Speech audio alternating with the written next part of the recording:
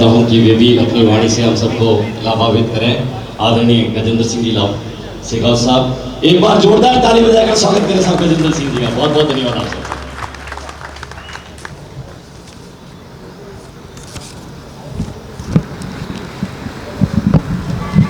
समस्त सरगरा नवयुग ज्ञाति सभा जोधपुर के नवनिर्वाचित कार्यकारिणी के शपथ ग्रहण और पदभार ग्रहण के समारोह में हम सबको आशीर्वाद देने के लिए, शुभ काम का मंगलाचरण के माध्यम से प्रारंभ करवाने के लिए हम सब के बीच में उपस्थित चेन्नई से पधारी साध्वी श्री जयेंद्र कुमार जी, मैं आपके श्री चरणों में प्रणाम करते हुए आपके भगवा के वेश को नमन करता हूं, अभिनंदन करता हूं।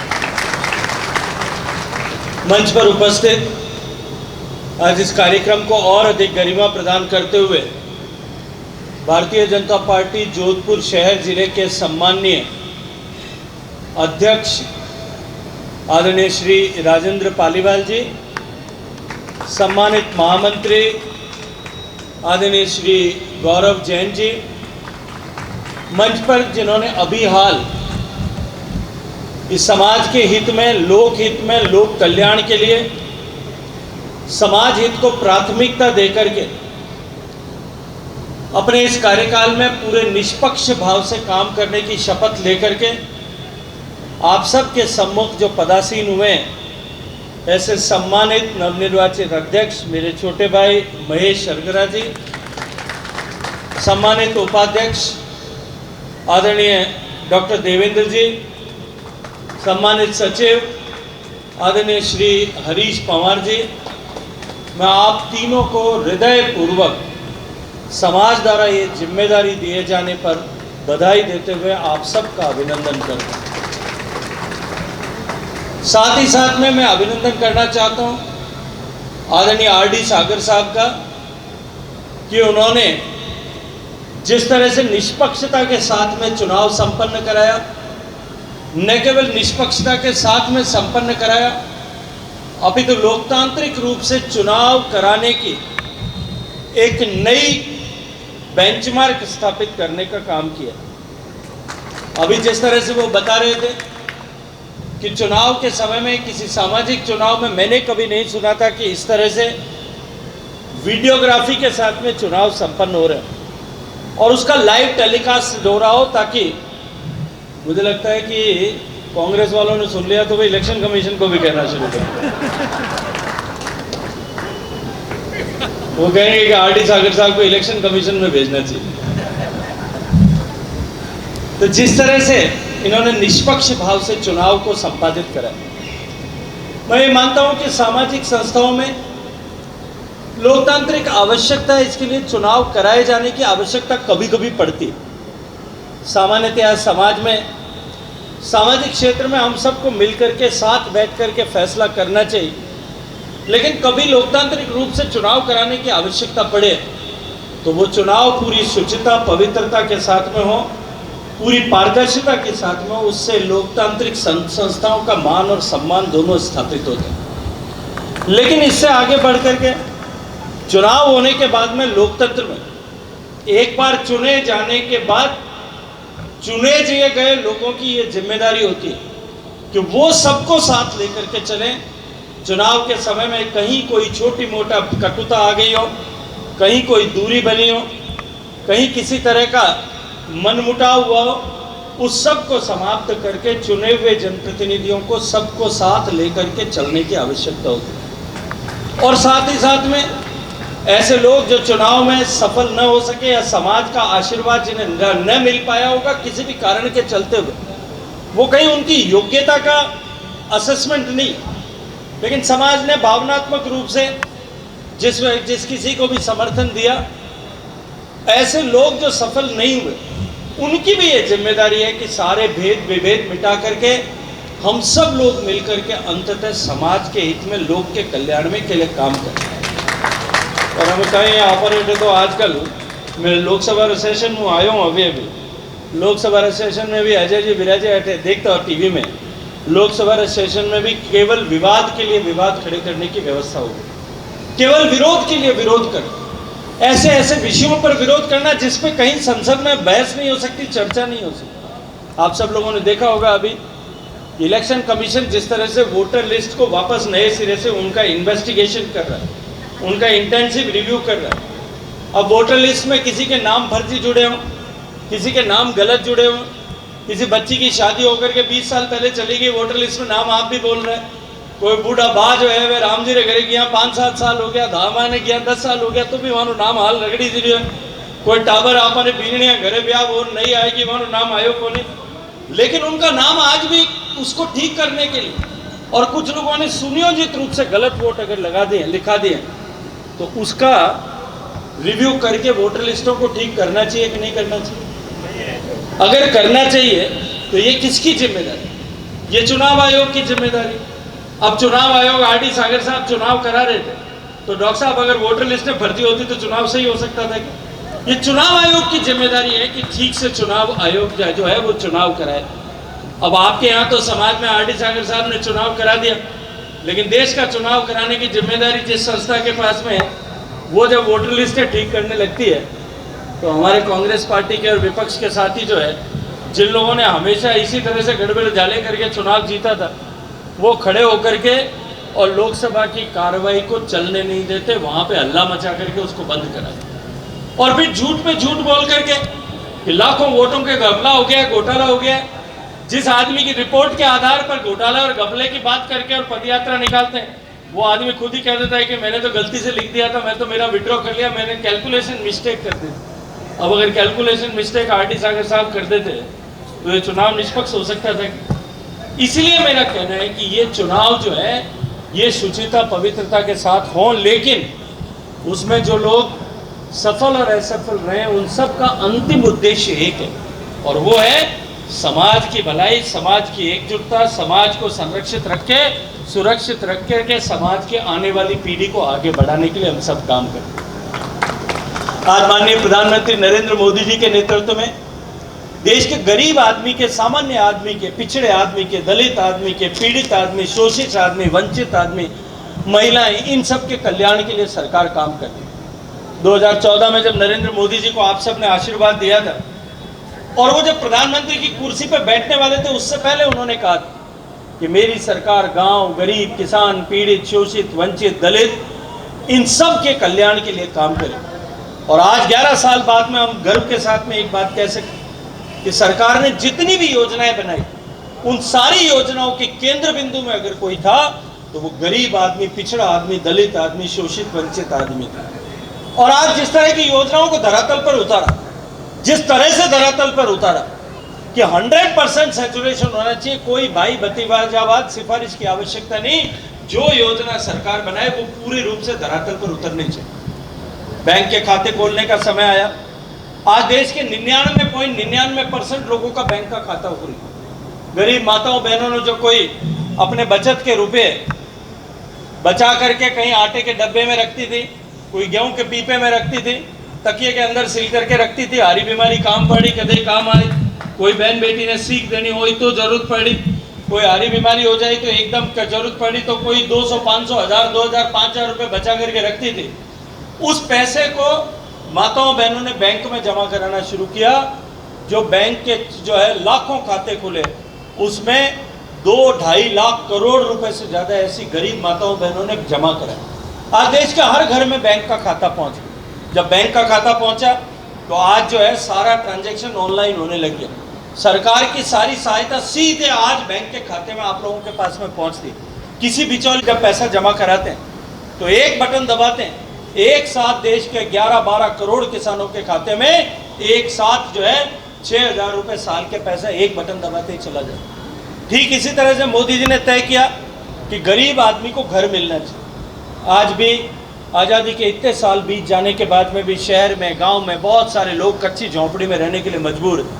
माताओं बहनों को बरसात के दिनों में गीले में सोना पड़ा। इस दुख से निजात दिलाने के लिए उन्होंने तय किया आज 4 करोड़ घर सरकार बना चुकी है और 3 करोड़ घर और बनाने पर सरकार आपके आशीर्वाद से काम कर रही है। मोदी जी ने तय किया हर गरीब के घर में शौचालय बनना चाहिए। आज आज़ादी के 21 इतने साल बीत जाने के बाद में भी देश के 62% आबादी के घर में सामान्य शौचालय की सुविधा नहीं। लोगों को लेकर के, माताओं बहनों को या तो सुबह नहीं हो जाए इसके लिए रात को जागना पड़ता था, या जो है शाम के समय पे अंधेरा होने का इंतजार करना पड़ता। नित्य प्रतिदिन उनको अपनी गरिमा के साथ समझौता करना पड़ता। नरेंद्र मोदी जी का संकल्प था कि देश में 12 करोड़ शौचालय बना करके देश को खुले में शौच से मुक्त कर। माननीय प्रधानमंत्री जी ने तय किया कि देश के हर घर में गैस का चूल्हा पहुंचना चाहिए। पहले मुझे याद आता है जब जसवंत सिंह बिश्नोई साहब हमारे यहाँ सांसद थे, एक सांसद को गिनती के कुछ कूपन मिलते थे, उस कूपन के आधार पर वो गैस कनेक्शन देते थे। मैं जब कॉलेज में पढ़ता था, हम लोग जब उनके घर जाते थे तो एमपी साहब के घर पे लोग बाहर बैठ रहे थे। मैं उनसे पूछता था आप लोग किस लिए आए हो, तो वो कहते थे कि साहब गैस का कूपन लेने के लिए आए। वो एमपी साहब को कहते थे साहब हमारे घर में तो गैस रो चूल्हो है, आप रो दियोड़ो, छोरी रो ब्याह करूँ, बेटी रो ब्याह कर रहे हो, आगे धके सासरा में चूल्हो है कोनी, आगे गैस रो चूल्हो है कोनी। वह फूका दे दे उन्हें आँखें दुखी साहब, आँखें बड़ी, और वह मैंने दुराशीष दे के एड़ा घर में पढ़ना दी जट हमारे गैस रो चूल्हो कोनी, माँ बाप मैंने धक्को दे दे, ये गैस रो चूल्हो दे दो। लेकिन एक एमपी जिसके अधीन 20 लाख वोटर हो, जिसके अधीन 5 लाख घर हो, उसको अगर 150 कूपन मिलेंगे वो कैसे लोगों के घर तक पहुंचा पाएगा। लेकिन मोदी जी ने तय किया हर घर तक गैस का चूल्हा पहुंचाएंगे। आज 9-10 करोड़ कनेक्शन देकर के हर माता बहन को धुएं से मुक्त करा दें। ऐसी अनेक योजनाओं की बात मैं कर सकता हूं जिनके माध्यम से गरीब के जीवन में परिवर्तन लाने के लिए काम किया। योजनाएं सरकारें पहले भी बनाती थी लेकिन वो गिनती के लोगों तक उसका लाभ पहुंच पाता था। इंदिरा आवास योजना पहुंचती थी, बनती थी। आप बुजुर्ग लोग यहाँ बिराजे, उन्होंने देखा हो एक गांव में कितने मकान पाते आते थे कि एक लोकसभा में 50, एक विधानसभा में 50 मकान बनेंगे, एक लोकसभा में 500 मकान बनेंगे। और उनमें कोई लाट हो तो वो ले जा, तो एक सरपंच ने 2 मकान पाती आता, एक सरपंच ने 2 पाती आता महेश जब क्या करता वो कि एक तो खुदरे बना देते और एक खुदरे बाहरे बना देते। इनके अलावा गरीब आदमी कभी भी इन्हें फायदा नहीं मिलता। लेकिन मोदी जी ने तय किया जो काम करेंगे 100% लोगों तक पहुंचे, कोई भेदभाव नहीं, चाहे वोट दे न दे, चाहे कोई समाज हमको वोट दे न दे, कोई भी अगर बस्ती हमको वोट दे न दे, कोई बूथ हमको वोट दे न दे, न जाति के आधार पर, न धर्म के आधार पर, न मजहब के आधार पर, न पूजा पद्धति के आधार पर, और न वोटों की गिनती के आधार पर कोई भेदभाव किए हुए हर गरीब आदमी को उसका हक मिलना चाहिए। इस लक्ष्य के साथ में सरकार ने काम किया और उसका आशीर्वाद आप सब ने दिया। दूसरी तरफ देश की ताकत, देश का मान सम्मान बढ़ाया। अभी आप सब ने देखा माननीय प्रधानमंत्री नरेंद्र मोदी जी ने किस तरह से जब देश में पहलगाम पर आतंकवादियों ने हमला किया, 26 लोगों को निरपराध लोग घूमने गए हुए, कोई शादी हुई 6 दिन पहले शादी हुई लड़की, कोई अपने बच्चों के साथ गया था, कोई अपने पतियों के साथ में बेटी गई थी, वो सारे लोग जिनका कहीं कोई दोष नहीं था, उनको धर्म पूछ करके, जाति पूछ करके उनको माँ के सामने बेटे को गोली मार दी गई, पत्नी के साथ में पति को गोली मार दी गई। कल्पना करके देखिए 6 दिन पहले जिस लड़की की शादी हुई थी, मेहंदी का रंग अभी नहीं उतरा था, उसको धर्म पूछ करके गोली मार दी गई। बच्चों के सामने माँ बाप को गोली मार दी गई। ऐसे जघन्य कांड जो उन्होंने किया था, मोदी जी ने कहा आतंकवादियों को नहीं, आतंकवादी आकाओं को भी नहीं बख्शूंगा। और हमने देखा ऑपरेशन सिंदूर के माध्यम से 22 तारीख का बदला 22 मिनट में लेकर के आतंकवादियों के सारे ठिकानों को ध्वस्त करने का काम हमारी सेना ने किया। इसलिए ताकत, देश की शक्ति बढ़ी, देश का सामर्थ्य बढ़ाने का काम किया और गरीब आदमी के जीवन में परिवर्तन लाने का काम देश की सरकार ने किया। जब हम इस तरह से एक व्यापक हित के लिए काम करते हैं, बड़े हित के लिए काम करते हैं, तो देश की ताकत बढ़ती है और समाज की ताकत बढ़ती है। मैं महेश जी से, देवेंद्र सिंह से और हरीश जी से भी कहूँगा, आप लोगों को भी समाज ने जो है एक मौका दिया। अभी आपने शपथ ली है, तब भी आपने कहा कि मैं व्यक्तिगत स्वार्थ से ऊपर उठ करके समाज हित के लिए काम करूँगा। मैं आपसे भी आग्रह करूँगा कि पूरी ताकत के साथ में समाज हित के लिए जुट करके काम करें, समाज का भला करने के लिए काम करें, समाज के युवा किस तरह से नौकरियों में जा सकते हैं उसकी चिंता करके काम करें, समाज के लोग जो गरीब पिछड़े रह गए उनको सरकार की योजनाओं का लाभ किस तरह से मिल सकता है इसकी चिंता करके काम करें। तब जाकर के हम समाज का व्यापक भला और समाज को आगे बढ़ा पाए। अभी एक विषय समाज का मेरे पास में महेश जी लेकर के आए थे कि कुछ लोगों ने कहीं शायद सुनियोजित रूप से जब अंकित किया रिजर्वेशन का, तब सरगरा को सरगड़ा लिख दिया। उस विषय को लेकर के आप मेरे पास में आए थे, मैंने उसके लिए सामाजिक न्याय मंत्रालय में बात की, राजस्थान में भी बात की है, देश में भी बात की है।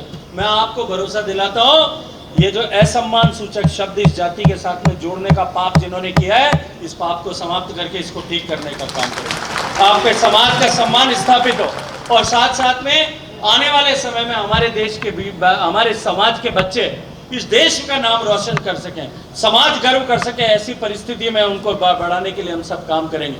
आदरणीय महेश जी ने अभी जब महेश जी ने शपथ ली उससे पहले आर.डी. सागर साहब थोड़ा यानी मोटो बचीड़ बुला दी और बचीड़ी मोटो बुला दी और तो ये कहे कि साहब हमें इन बतो कि मैं तो भी करता हूँ, मैं तो मान ले, तो बाबू थे तो मान ले हो, पर आप एक लिमिट है, उनमें लेर आप सब काम करा। पहले वो जिन तरह काम हुए है इन्हें अठी ने मैं बात करूँ, एक बार JDA रो गठन हो जावे, उन्हें बाद में बात करा, जिन तरह अठी ने आप बरिंडो बनिडो उन तरह अठी भी बरिंडो बनावा, कमरों बनावा, पचे इन ऊपर जो है एक कवर करावा, ताकि अठे हमारे सामाजिक कार्यक्रम ठीक हो सके।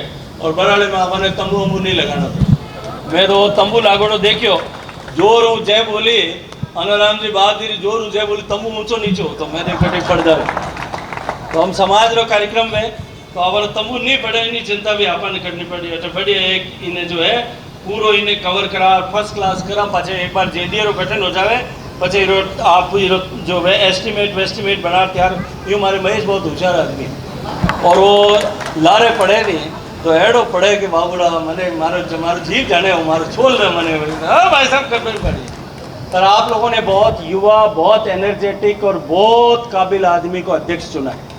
भारतीय जनता पार्टी ने भी इसका सम्मान स्थापित करने के लिए काम किया। हमने सरगरा समाज का मान सम्मान रखने के लिए जब 2014 के चुनाव के समय में हम टिकट नहीं दे पाए, लेकिन मैंने भरोसा दिलाया था, आप सबको आकर के कहा था कि चुनाव लड़ करके तो पार्षद सब बनाते हैं, मैं सरगरा समाज को भरोसा दिलाता हूँ बिना चुनाव लड़े पार्षद बना दूंगा, बराबर का अधिकार। और आज मेरी पार्टी ने बराबर का अधिकार दिया, पार्षद बना करके हमने मनोनीत करके भेजा।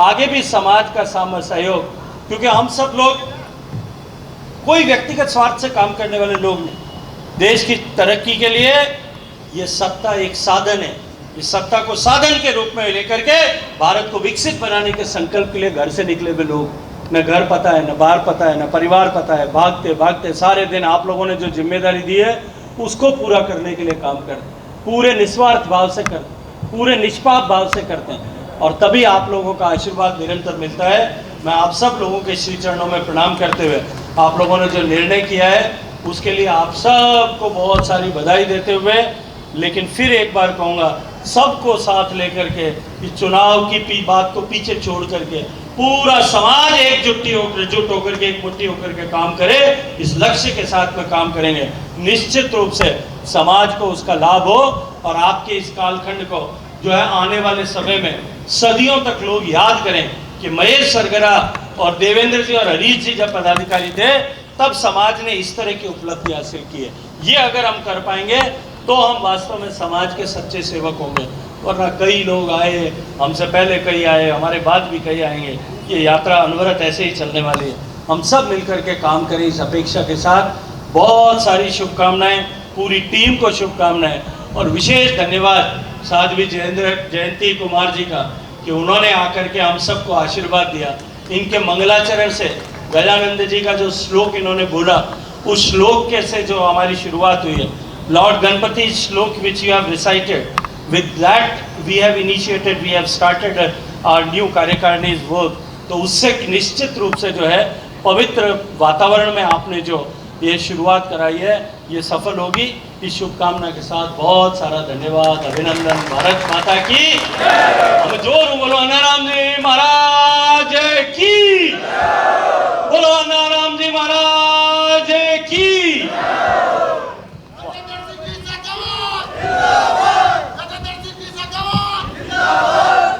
बहुत सुंदर उद्बोधन